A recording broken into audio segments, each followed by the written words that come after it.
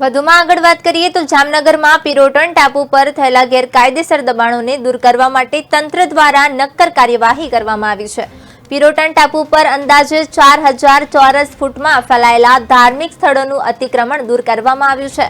પિરોટન ટાપુને પુનઃ મૂળ સ્થિતિમાં લાવવા માટે રાજ્ય સરકાર દ્વારા કરવામાં આવેલી આ કડક કાર્યવાહી દેશને સુરક્ષા અને સમૃદ્ધિ જીવસૃષ્ટિ રક્ષણ માટે મહત્વપૂર્ણ સાબિત થશે।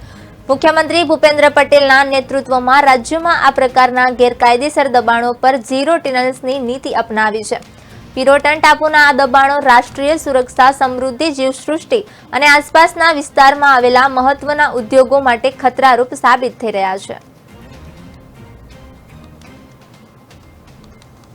જામનગરમાં અત્યારે જે ગેરકાયદેસર દબાણ છે, આ ગેરકાયદેસર દબાણની જે ડ્રાઈવ ચાલી રહી છે, આ ડ્રાઈવના દરમિયાન કાલે આપણે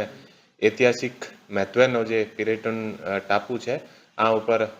2 દિવસથી જે ગેરકાયદેસર દબાણ છે આની કાર્યવાહી ચાલુ છે